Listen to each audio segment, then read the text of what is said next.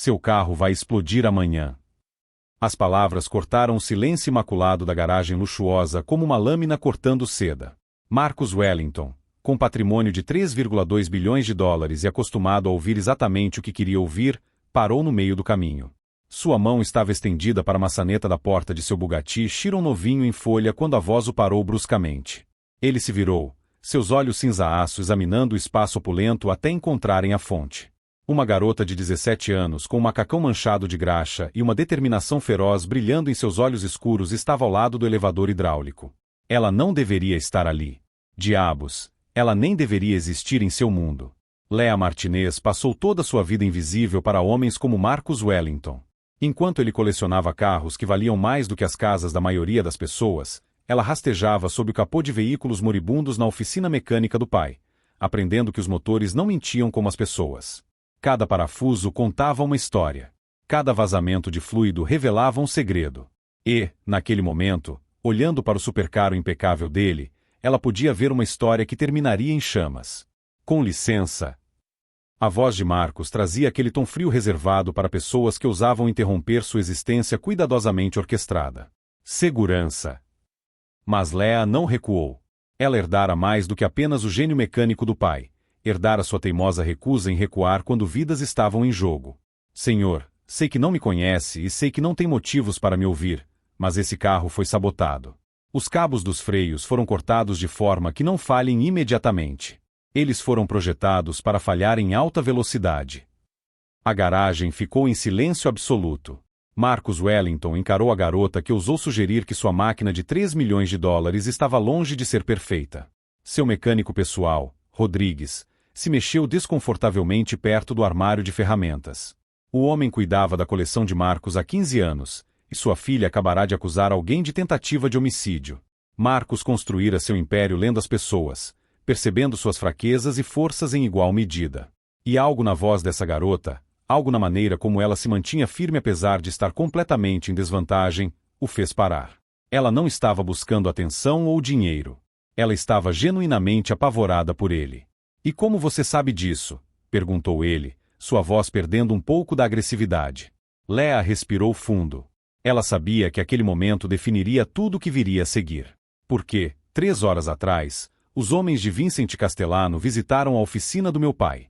Eles pensaram que estávamos fechados, mas eu estava na sala de peças fazendo o inventário. Eu ouvi tudo. O nome Vincent Castellano mudou toda a atmosfera na garagem. Marcos cerrou os dentes quase imperceptivelmente. Vincent não era apenas um rival nos negócios. Ele era um homem que seguia regras diferentes, regras que ocasionalmente incluíam fazer problemas desaparecerem para sempre. Eles pagaram alguém da sua equipe de manutenção, Lea continuou, sua voz firme apesar da magnitude do que estava revelando. Alguém que tinha acesso aos seus carros. Eles não queriam apenas você morto, Sr. Wellington. Eles queriam que parecesse um acidente. Uma falha trágica durante uma de suas famosas viagens noturnas pelo cânion. Marcus Wellington havia sobrevivido 3 décadas no mundo corporativo confiando em seus instintos. Esses mesmos instintos agora gritavam que aquele adolescente manchado de graxa poderia ser a única pessoa a lhe dizer a verdade em um mundo construído sobre mentiras. Mas aceitar o aviso dela significava aceitar que alguém de seu círculo íntimo, alguém a quem ele confiava seus bens mais preciosos, o havia traído pelo dinheiro de Castellano. Se você está se sentindo atraído por essa história de traição e coragem, não se esqueça de se inscrever no canal. Estamos apenas começando, e o que acontecerá a seguir desafiará tudo o que você pensa saber sobre lealdade e poder. A pergunta que assombraria as próximas 24 horas pairava no ar como fumaça de borracha queimada. Se Lea estava certa sobre a sabotagem, quem entre seus funcionários de confiança havia sido comprado e até onde o alcance de Castellano se estendia em seu mundo cuidadosamente protegido? Marcus Wellington já havia sido traído antes, mas nunca por alguém que tivesse acesso à sua garagem. A percepção o atingiu como água gelada em suas veias enquanto ele processava as palavras de Lea. Vincent Castellano não estava apenas tentando matá-lo. Ele estava orquestrando uma performance elaborada em que Marcus seria tanto a estrela quanto o cadáver. Mostre-me, ordenou Marcus, sua voz carregando a autoridade de um homem que nunca teve nada negado em sua vida. Mas quando Lea se aproximou do Bugatti, ele percebeu que estava prestes a testemunhar algo que destruiria seu mundo cuidadosamente construído de confiança e privilégios. Léa ajoelhou-se ao lado do supercarro com a graça fluida de alguém que passou mais tempo debaixo de veículos do que a maioria das pessoas passou em salas de reunião. Suas mãos moviam-se com precisão cirúrgica enquanto ela apontava para áreas que pareciam imaculadas a olhos destreinados. Aqui, disse ela, indicando uma seção da linha de freio que parecia perfeitamente normal. Eles usaram uma ferramenta de microcorte para criar uma fratura por tensão. Em velocidades normais, você nunca notaria. Mas assim que você atingisse 190 km por hora na Mulholland Drive, a pressão hidráulica causaria uma falha catastrófica. Rodrigues, o mecânico-chefe, aproximou-se, com o rosto pálido. Marcos conhecia o homem há 15 anos, confiava-lhe máquinas que valiam mais do que os fundos de aposentadoria da maioria das pessoas. Mas agora, observando cuidadosamente a expressão de Rodrigues, Marcos viu algo que o deixou arrepiado: reconhecimento. Você já viu isso antes, afirmou Marcos, sem perguntar. Não era uma pergunta, porque a resposta estava escrita no silêncio culpado de Rodrigues. Os ombros do mecânico mais velho caíram, como se o peso de sua traição finalmente tivesse se tornado insuportável. Senhor Wellington, eu nunca quis que as coisas fossem tão longe. Castellano não ofereceu apenas dinheiro. Ele ameaçou minha família. Minha neta estuda a 2 quarteirões de um dos armazéns dele. Marcos sentiu a familiar sensação de raiva, mas desta vez era diferente. Não era a fúria controlada que ele usava nas salas de reunião para destruir concorrentes. Era algo pessoal. Cru. Castellano transformou seu santuário em uma armadilha mortal e corrompeu uma das poucas pessoas em quem Marcos realmente confiava. Mas Léa ainda não tinha terminado de revelar a profundidade do plano de Castellano. Há mais, disse ela, com a voz firme, apesar da magnitude do que estava a revelar. Ouvi-os a falar sobre planos alternativos. Se a sabotagem do carro não funcionasse, eles têm alguém na sua equipa doméstica. Há meses que estão a mapear as suas rotinas. A garagem de repente pareceu mais pequena, mais claustrofóbica. Marcos percebeu que o alcance de Castellano se estendia muito além de uma simples rivalidade comercial. Era algo sistemático, paciente e profundamente pessoal. Vincent Castellano não estava apenas tentando eliminar um concorrente, ele estava tentando apagar Marcus Wellington da existência. Por quê? Perguntou Marcos, embora suspeitasse que já soubesse a resposta. Sua aquisição dos contratos de transporte de Castellano 6 meses atrás custou a Vincent mais do que dinheiro. Custou-lhe a reputação em círculos onde a reputação era tudo. A expressão de Léa endureceu com o tipo de determinação que só vem de crescer em um lugar onde todos os dias era uma luta pela sobrevivência. Por que você tirou algo que pertencia a ele, e homens como Castellano não se limitam a se vingar? Eles enviam mensagens. Sua morte deveria ser um aviso para qualquer outra pessoa que pensasse em contrariá-lo. Rodrigues finalmente encontrou sua voz, embora ela estivesse trêmula de culpa e medo. Ele disse que pareceria um acidente. Disse que ninguém se machucaria, exceto... Ele não conseguiu terminar a frase, mas a implicação pairou no ar como a fumaça de pontes em chamas. Marcos estava no centro de sua garagem milionária, cercado pela perfeição automotiva, e percebeu que cada uma daquelas máquinas poderia ser uma arma usada contra ele. Castellano não tinha apenas comprado Rodrigues, ele tinha transformado a própria paixão de Marcos em uma arma. Os carros que representavam seu sucesso tinham se tornado instrumentos de sua destruição. Mas, ao olhar para Léa, essa garota de 17 anos que tinha arriscado tudo para salvar um homem que nunca tinha conhecido, Marcos sentiu algo que não experimentava há décadas: esperança que vinha de coragem genuína, em vez de vantagem calculada. A questão que impulsionaria tudo o que aconteceria a seguir cristalizou-se no ar puro da garagem. Se Castellano passou meses planejando a morte de Marcos, infiltrando-se em sua equipe e mapeando suas vulnerabilidades, o que seria necessário para transformar o caçador em caça? Marcus Wellington passou 30 anos aprendendo que a melhor defesa era sempre um ataque calculado, mas nunca havia planejado um contra-ataque com a filha de um mecânico de 17 anos que parecia entender de guerra melhor do que a maioria de seus consultores de negócios. No silêncio sufocante de sua garagem, cercado por máquinas que haviam sido transformadas em armas potenciais de assassinato, ele tomou uma decisão que pareceria impossível 24 horas antes. Você consegue consertar os freios sem que ninguém saiba que eles foram mexidos? Perguntou Marcos a Léa, sua voz carregando a intensidade silenciosa de um homem que acabará de decidir lutar contra um inimigo que o considerava morto. Os olhos de Léa brilharam com o tipo de inteligência perigosa que vem de crescer em um lugar onde sobreviver significa pensar 3 passos à frente de todos que tentam destruí-lo. Melhor do que isso. Posso fazê-las funcionar perfeitamente até o momento exato em que você quiser que elas falhem. Mas não em você, O plano que surgiu nas 2 horas seguintes era audacioso em sua simplicidade e brutal em sua precisão. Enquanto Rodrigues se sentava no canto, alternando entre alívio e terror por ter sua traição exposta, Léa traçou uma estratégia que usaria a própria arrogância de Castellano contra ele. Castellano espera que você dirija o Bugatti amanhã à noite, explicou Léa, suas mãos se movendo com confiança enquanto ela esboçava diagramas no verso de uma fatura. Ele provavelmente já posicionou pessoas ao longo da Mulholland Drive para testemunhar seu acidente. O que ele não espera é que você lhe dê exatamente o que ele quer, mas não da maneira que ele planejou.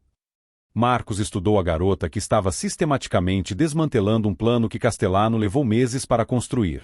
Léa possuía algo que seus consultores formados em Harvard e sua equipe de segurança treinada militarmente não tinham: a capacidade de pensar como alguém que não tinha nada a perder e tudo a provar. A primeira fase do contraplano exigia que Rodrigues contatasse seus superiores em Castellano com uma informação crucialmente errada. O chefe de mecânicos, desesperado para se redimir e proteger sua família, relataria que Marcos havia descoberto um vazamento de fluido de freio e adiado sua viagem ao cânion por 24 horas, enquanto o carro passava por uma manutenção de emergência. Mas a verdadeira genialidade estava no que Léa propôs a seguir. Castellano não vai conseguir resistir à tentação de verificar pessoalmente sua sabotagem, disse ela, com a voz cheia da certeza de alguém que entende como os predadores pensam. Homens como ele precisam testemunhar suas vitórias. Ele virá aqui amanhã à noite, provavelmente com segurança mínima, esperando encontrar você morto e ele intocável. Marcos sentiu uma satisfação fria se espalhar por seu peito ao começar a entender a elegante armadilha que Léa estava construindo. Em vez de ser vítima da paciência e do planejamento de Castellano, ele se tornaria o arquiteto da queda de seu inimigo. As modificações técnicas propostas por Léa eram cirúrgicas em sua precisão. Ela restauraria as linhas de freio para uma condição de funcionamento perfeita, mas instalaria um sistema secundário que poderia ser ativado remotamente. Quando Castellano chegasse para inspecionar seu trabalho, ele encontraria o Bugatti em perfeitas condições, pronto para o que ele acreditava ser a última viagem de Marcos.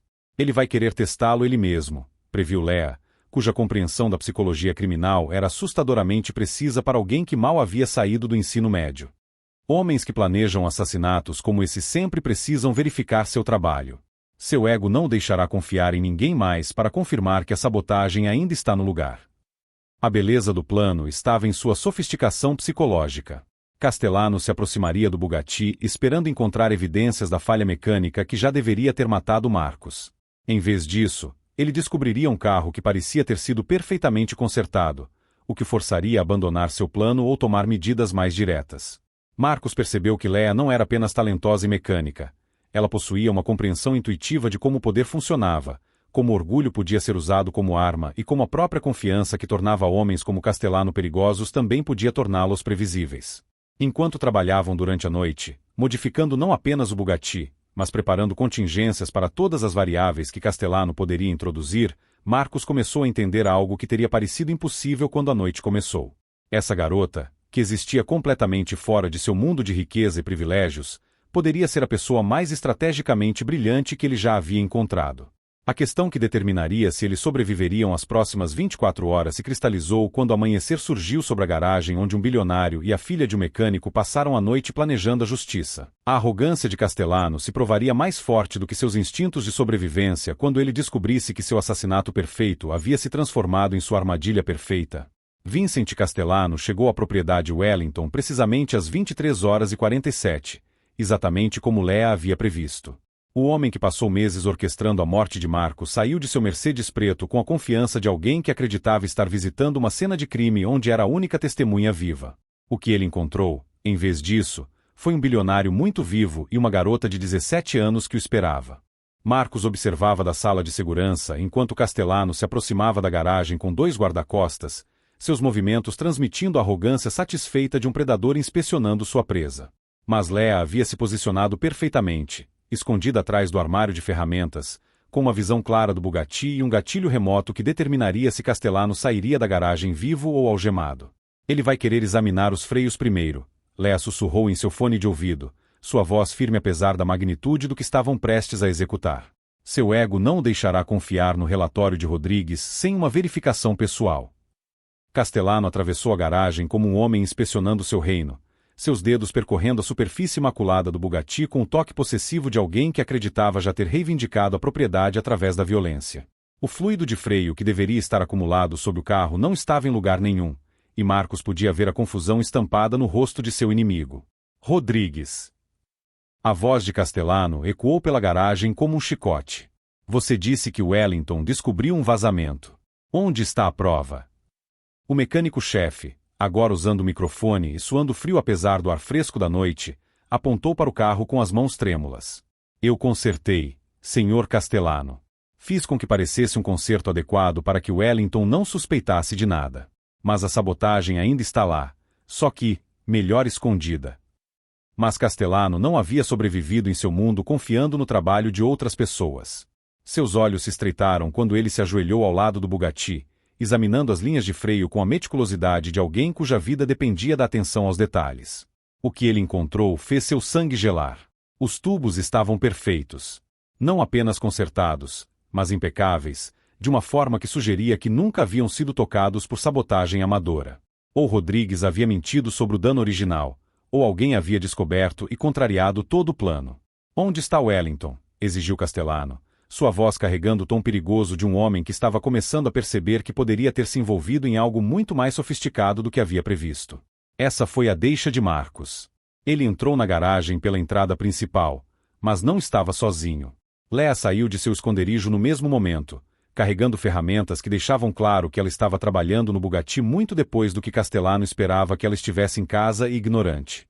Vincent, disse Marcos, sua voz carregando a satisfação particular reservada para momentos em que meses de planejamento finalmente convergiam para a justiça perfeita. Eu estava esperando por você. Embora eu tenha que admitir que estou decepcionado. Todo aquele planejamento elaborado, todos aqueles meses de corrupção e ameaças, e você não resistiu em vir se gabar sobre o meu cadáver.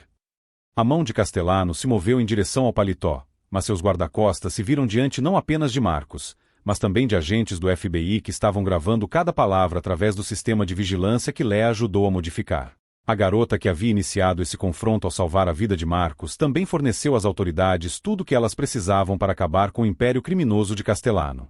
Veja bem, disse Léa, com a voz transmitindo a confiança tranquila de alguém que havia superado homens com décadas a mais de experiência em violência e engano. Quando você ameaça a família de alguém para forçá-lo a cooperar, provavelmente deve se certificar de que essa pessoa não tenha filhos mais espertos do que toda a sua operação. A beleza da armadilha ficou clara quando os agentes federais entraram na garagem com a precisão de uma operação militar.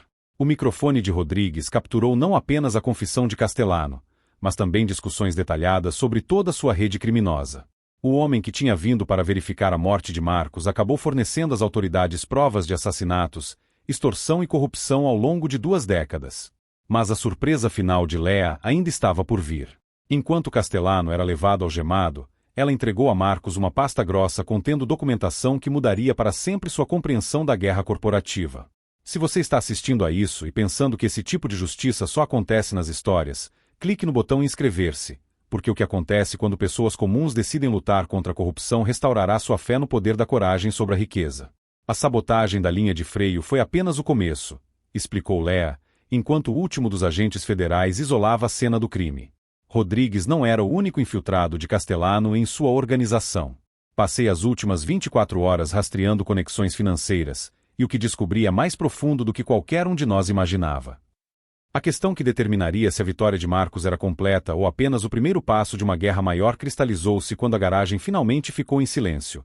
Quantos outros Vincent Castellanos estavam infiltrados no império de Marcos, e a genialidade de Léa seria suficiente para expô-los a todos antes que eles se adaptassem a essa nova realidade, na qual a filha de um mecânico se tornará o inimigo mais perigoso que eles jamais imaginaram.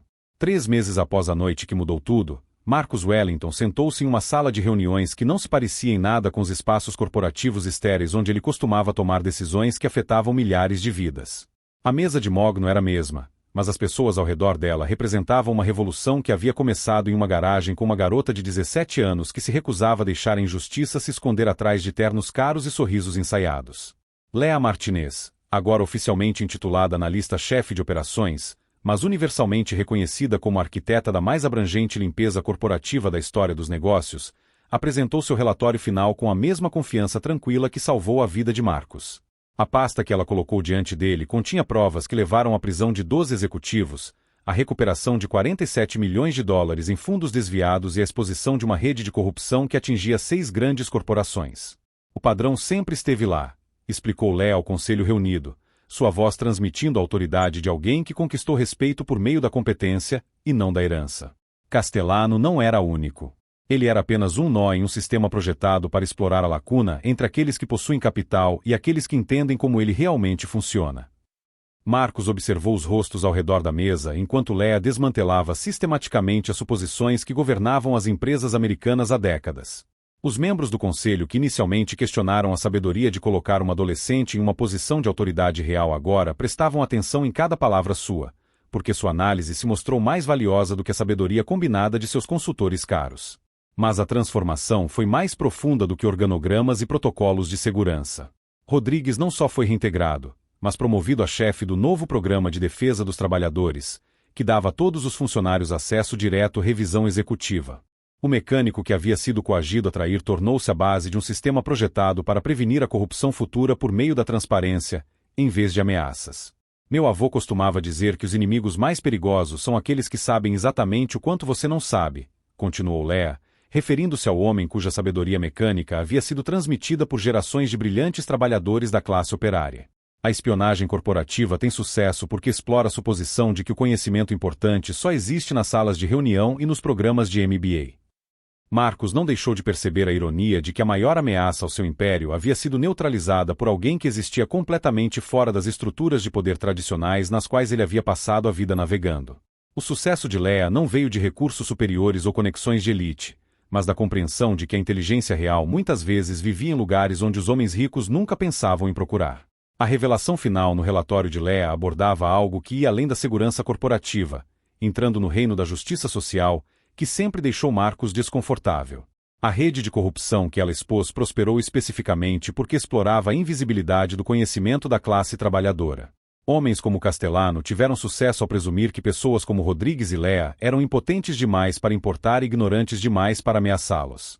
O sistema funcionava exatamente como projetado, observou Lea, sua análise cortando décadas de suposições confortáveis sobre mérito e oportunidade. Ele concentrava o poder entre pessoas que nunca aprenderam a reconhecer a inteligência que não vinha com as credenciais certas ou falava com o sotaque certo. Marcos percebeu que sua sobrevivência exigiu mais do que apenas brilhantismo tático, exigiu uma mudança fundamental na forma como ele entendia onde realmente residia a sabedoria. A garota que salvou sua vida também salvou sua empresa, provando que as ideias mais valiosas muitas vezes vinham de pessoas que haviam sido sistematicamente excluídas das salas onde as decisões eram tomadas. A transformação do império empresarial de Marcus Wellington tornou-se um estudo de caso que as escolas de administração analisariam por décadas, mas a verdadeira lição era mais simples e mais radical do que as estruturas acadêmicas podiam captar. A verdadeira segurança não vinha de fechaduras melhores ou vigilância mais sofisticada, mas da criação de sistemas em que todas as vozes tinham valor e todas as perspectivas eram consideradas potencialmente vitais. Quando a reunião terminou e os membros do conselho saíram, discutindo estratégias de implementação que se espalhariam por suas próprias organizações, Marcos se viu sozinho com Lea na sala de conferências onde seu antigo mundo finalmente havia morrido e algo melhor havia nascido. Sabe, disse Marcos, olhando para o horizonte da cidade que não parecia mais um reino que ele governava, mas sim uma comunidade que ele estava aprendendo a servir, 3 meses atrás. Se alguém tivesse me dito que a contratação mais importante da minha carreira seria uma adolescente que aprendeu estratégia de negócios com a sabedoria mecânica de seu avô, eu teria mandado avaliar a competência mental dessa pessoa. Lea sorriu com a satisfação silenciosa de alguém que sempre soube que a inteligência existia em lugares onde pessoas poderosas nunca pensavam em procurar. A garota que havia começado essa jornada invisível para um bilionário havia se tornado a arquiteta de um novo entendimento sobre onde residia a verdadeira sabedoria e como a verdadeira segurança era construída. Se esta história abriu seus olhos para o brilhantismo oculto que existe nas pessoas que a sociedade ignora, certifique-se de se inscrever e compartilhar essas ideias com outras pessoas que acreditam que a justiça não se trata apenas de punição, mas de reconhecimento, oportunidade e o poder revolucionário de finalmente ouvir vozes que sempre valeram a pena ser ouvidas.